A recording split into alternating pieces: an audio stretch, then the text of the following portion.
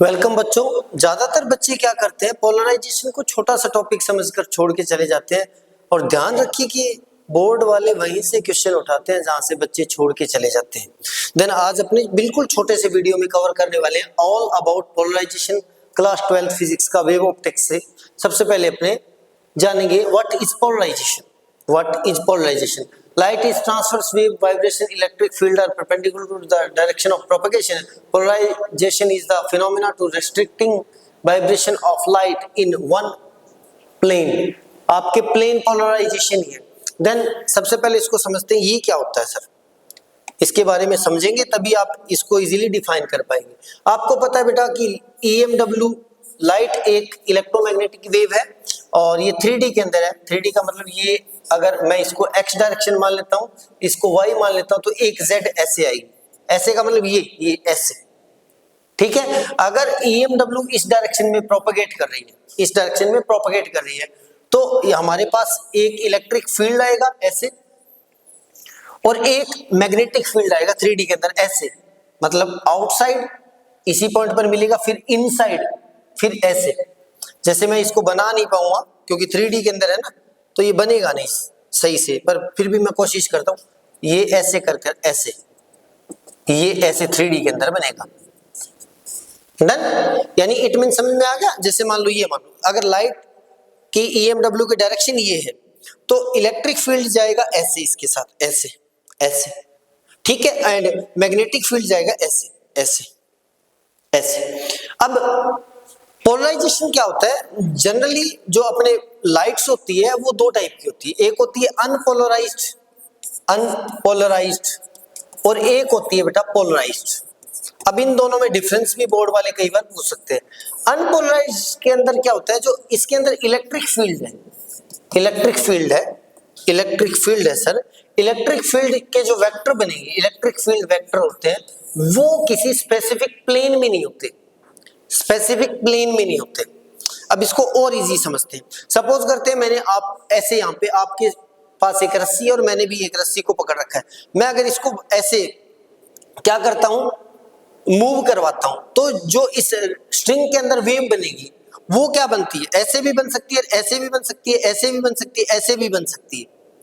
अब इसके अंदर क्या है कि कोई स्पेसिफिक पोजीशन या स्पेसिफिक प्लेन नहीं है, लेकिन अगर इसी रस्सी को मैं सिर्फ ऐसे मूव करूं ऐसे, तो वो वेव कैसे बनेगी, ऐसे ऐसे। इट मींस क्या है, जैसे मान लो यहां पर ये रस्सी, तो ये ऐसे भी कर सकती है बेटा, ये ऐसे भी कर सकती है रस्सी, तो स्ट्रिंग कर सकती है। लेकिन अगर मैं इसको ऐसे रिस्ट्रिक्ट कर दूं कि उसे सिर्फ एक ही प्लेन के अंदर, ये मान लो इस डायरेक्शन के अंदर मूव करना है, इसके अंदर, तो एक्चुअल में जो मूवमेंट हो रही है वो सिर्फ और सिर्फ ये इमेजिनरी प्लेन में हो रही है, इस प्लेन में। It means X Y plane में मान लेते, इसको एक्स माने तो इसको वाई मान लेते हैं। अब पोलराइजेशन के अंदर क्या होता है कि हम जो इलेक्ट्रिक फील्ड वेक्टर है उसके जो वाइब्रेशन है उसको एक स्पेसिफिक प्लेन के अंदर एडजस्ट कर देते हैं, इसी को बोलते हैं पोलराइजेशन। और जो अनपोलर होती है, अनपोलराइज्ड वेव होती है, उसके अंदर इलेक्ट्रिक फील्ड वेक्टर के जो कंपोनेंट्स है या फील्ड वेक्टर्स हैं वो एक स्पेसिफिक प्लेन में नहीं होते।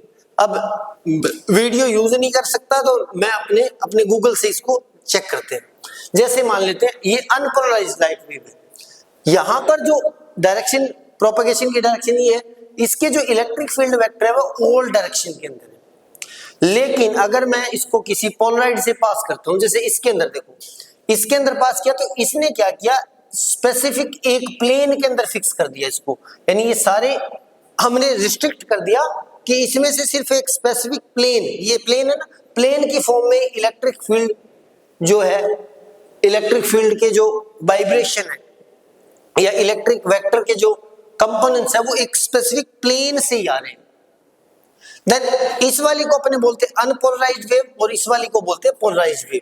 देन इसको अपने अगर डिफाइन करना चाहें या डिनोट करना चाहें देन ऐसे करेंगे। जैसे अनपोलराइज्ड वेव हमारे पास ये प्रोपेगेशन की डायरेक्शन है सर, और अनपोलराइज्ड जो वेव होगी वो ऑल डायरेक्शन के अंदर ऐसे 3D के अंदर, उसके अंदर इलेक्ट्रिक फील्ड वेक्टर जो होते हैं वो कंपोनेंट्स जो होते हैं वो वाइब्रेट करेंगे। लेकिन अगर मैं इसको किसी पोलराइड से पास कर देता हूं, किससे बेटा, पोलराइड से, अब पोलराइड भी जानेंगे। पोलराइड क्या होता है, एक ऐसा कोई भी स्पेसिफिक मटेरियल जो क्या करता है, अनपोलराइज्ड वेव को पोलराइज करता है। हमारे पास जो नॉर्मल बल्ब होते हैं, ठीक है, लैंप्स होते हैं या फिर सनलाइट है, वो अनपोलराइज्ड वेव ही पास करता है।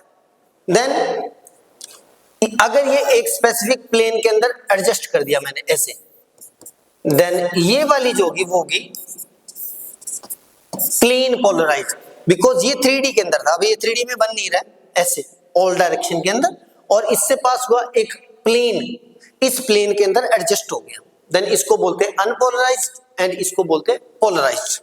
अब अनपोलराइज्ड का एक सिंपल एग्जांपल और भी देखते हैं, आपको समझ में आएगा। जैसे आप सनलाइट को देखते हो, सन को देखते हो, सन को देखते हो तो क्या होता है कि सन के चारों तरफ आपको मतलब एक चमक सी दिखती है, क्लियर सन की जो शेप है ये नहीं दिखती, ऐसी नहीं दिखती, बिकॉज इससे जो आने वाली लाइट जो हमारे पास है वो सारी अनपोलराइज्ड है, तो आप स्पेसिफिक उसको डिफाइन नहीं कर सकते, देख नहीं सकते।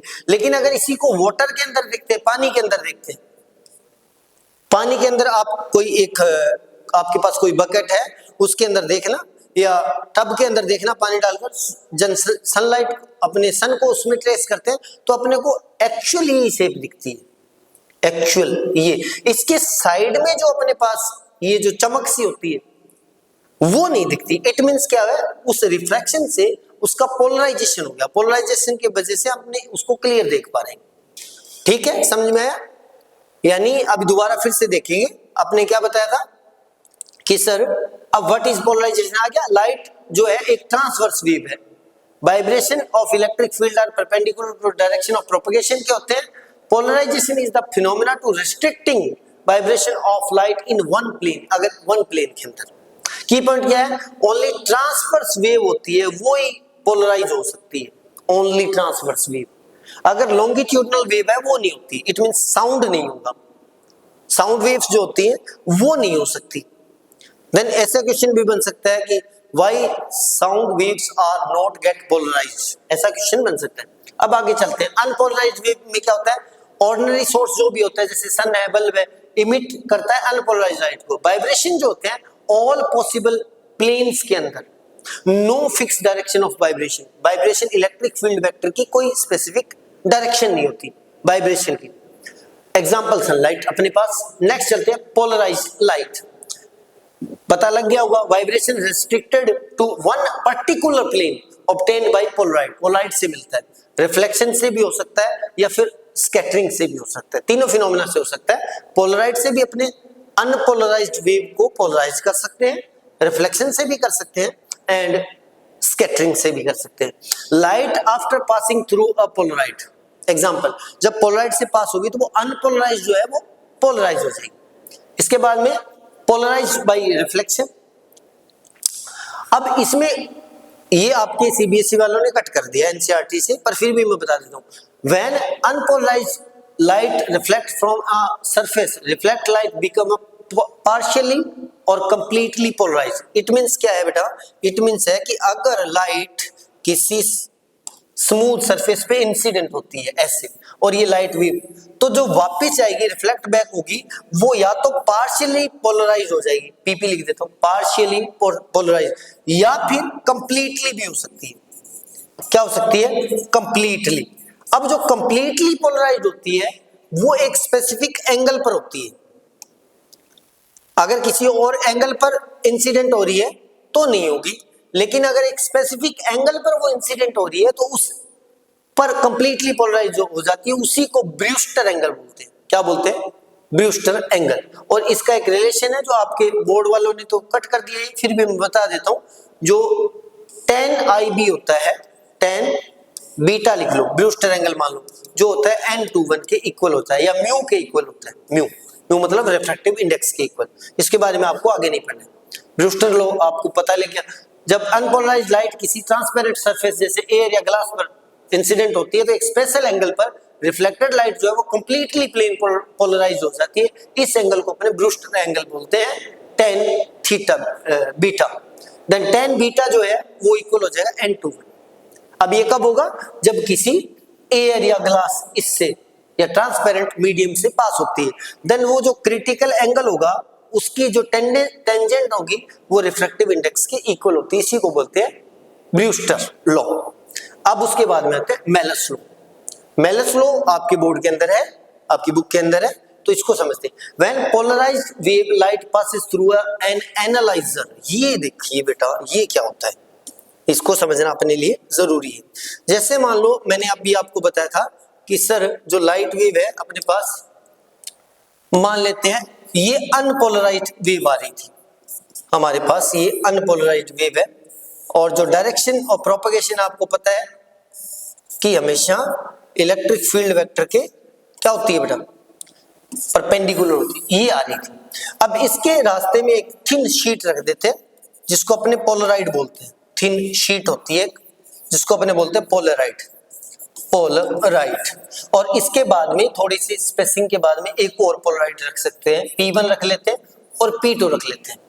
अब इंसिडेंट हो रही है कोई लाइट जिसकी इंटेंसिटी सपोज करते हैं कुछ भी है, आई है, ठीक है, और इससे जो आई आउट होगी। अब यहां पर गेम चेंजिंग बात क्या होती है, जब अपने एक पोलराइड को दूसरे के रिस्पेक्ट में दूसरे को फिक्स रखकर एक पोलराइड को रोटेट करते हैं, घुमाते हैं ऐसे। जैसे मान लो मेरे पास अभी एग्जांपल नहीं, दो प्लेन ऐसे पोलराइड है, इधर से लाइट आ रही है, अगर मैं एक को ऐसे रोटेट करता हूं, ऐसे एक को फिक्स करके दूसरे को रोटेट करता हूं, देन इससे जो आउटसाइड यानी जो आउट होगी लाइट, उसकी जो इंटेंसिटी है, इंटेंसिटी आउटपुट मान ले ओ लिख देते, वो डायरेक्टली प्रोपोर्शनल होती है बेटा angle between axis of this Polaroid. It means क्या है, ये मान सपोज करते हैं इसको मैंने इसके रिस्पेक्ट में थीटा एंगल क्या कर दिया, रोटेट कर दिया, थीटा एंगल रोटेट कर दिया, देन इससे जो पास होगी लाइट, इधर से आई फर्स्ट पोलराइड से पास हुई, सेकंड से जब पास होगी तो आउटपुट में जो अपने लाइट मिलेगी वो सेम इंटेंसिटी की नहीं मिलेगी। तो थीटा के रिस्पेक्ट, अगर मैंने इसके रिस्पेक्ट में इसको थीटा क्या कर दिया, रोटेट कर दिया, या इसको फिक्स करके इसको रोटेट कर दिया, देन जो आउटपुट मिलेगा उसकी इंटेंसिटी इस थीटा के रिस्पेक्ट में चेंज होती है, इस पर डिपेंड करती है। यानी जो आउटपुट इंटेंसिटी होगी, यानी मैं लिख देता हूं आउटपुट इंटेंसिटी होगी, वो डायरेक्टली प्रोपोर्शनल होगी square cos square of theta. Then जब अपने प्रोपोर्शनल साइन हटाते हैं, देन आई इक्वल टू आ जाएगा बेटा I naught cos square theta. I naught मतलब मैक्सिमम इंटेंसिटी उस लाइट की जो भी, मैक्सिमम इंटेंसिटी जो भी है। अब इसमें भी एक स्पेसिफिक कंडीशन आती है, if theta equal to 90, if theta equal to 90। अब थीटा इक्वल टू 90 होगा, देन आई इक्वल टू हो जाएगा बेटा I naught cos square 90, and cos square 90 या पाई बाय 2 लिख लेते हैं, कोस 90 की वैल्यू 0 होती है, देन उस कंडीशन में आई इक्वल टू 0 आएगा, यानी ये जो आउटपुट की इंटेंसिटी अपने को मिलेगी वो 0 मिलेगी। इट मींस अगर ये पोलराइड ऐसे है, इधर से लाइट इंसिडेंट और इस पर दूसरे को मैंने 90 के एंगल पे रोटेट कर दिया, देन इससे लाइट पास ही नहीं होगी, ये लाइट यहीं पे रुक जाएगी, इससे पास नहीं होगी। इट मींस अगर इसके इस साइड में कोई ऑब्जेक्ट रखा है, अपने दो पोलराइड लेकर शीट लेकर एक को मैं 90 के एंगल पे रोटेट कर दूंगा, देन मैं आपको नहीं दिखूंगा, देन मैं आपको नहीं दिखूंगा, क्योंकि इससे लाइट पास ही नहीं होगी। दिखूंगा तो तब जब इससे लाइट पास हो, पास होने के बाद मुझ पे इंसिडेंट हो, फिर आपको रिफ्लेक्ट बैक करे, फिर आपकी आई के अंदर इमेज फॉर्म करे। लेकिन अगर मैं इसको 90 के एंगल पे रोटेट करता हूं तो मेरे पे लाइट इंसिडेंट ही नहीं होगी, जो लाइट उधर से आ रही है रिफ्लेक्ट भी नहीं होगी, आपको कुछ नहीं दिखेगा। क्लियर, ये है अपने पास, इसी को बोलते हैं बेटा मेलस लॉ। क्या बोलते हैं, Malus law, Malus law. Done, ठीक है सर, ये मेलस लॉ अपना हो गया। उसके बाद में मेलस लॉ के बाद में आगे आता है यूज ऑफ पोलराइजेशन।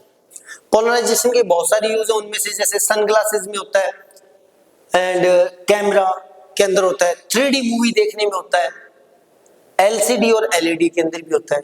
जो LCD LED 3D दिखाती है उनमें भी होता है। 3D मूवी आपने देखा होगा कि मूवी सिनेमा के अंदर 3D मूवी आपने नाम सुना होगा, 3D मूवी, उसके अंदर ग्लासेस यूज की जाती है एक स्पेसिफिक टाइप की जो पोलराइड से बनी होती है, जिसकी वजह से आप 2D को 3D में देख पाते हो, 2D को 3D के अंदर देख पाते हो। और वैसे भी आप देख सकते हो कि कुछ ग्लासेस ऐसे होते हैं, आजकल पोलराइड के ग्लास भी लगाए जा रहे हैं मिरर उसमें, सॉरी व्हीकल्स में, ताकि जो आने वाला जो व्हीकल है उसकी लाइट जो है वो अपने पास धुंधलापन सा ऐसे ना दिखे, चमक सी ना दिखे। तो अगर पोलराइड यूज करें तो अपने को क्लियर इमेज दिखेगी। डन। उसके बाद में इंपॉर्टेंट सीबीएसई की डेफिनेशन देख लेते हैं। कुछ पूछ सकता है पोलराइजेशन क्या है, अनपोलराइज्ड लाइट क्या है, प्लेन वेव पोलराइज्ड लाइट क्या होती है। प्लेन वेव मतलब एक स्पेसिफिक प्लेन के अंदर इलेक्ट्रिक फील्ड वेक्टर के जो कंपोनेंट्स है उनको रिस्ट्रिक्ट कर देना, फिक्स कर देना। ब्रूस्टर एंगल मैंने आपको बता दिया, मेलस लॉ मैंने आपको बता दिया, पोलराइड बता दिया। क्या होता है, कोई भी ऑब्जेक्ट या कोई भी मटेरियल जो अनपोलराइज्ड वेव को पार्शियली या फिर कंप्लीटली क्या कर सकता है, पोलराइज कर सकता है। और ये आई है। उसके बाद में ये तो आपका है, ये तो पुरानी पीपीटी इसके अंदर ही आ गई।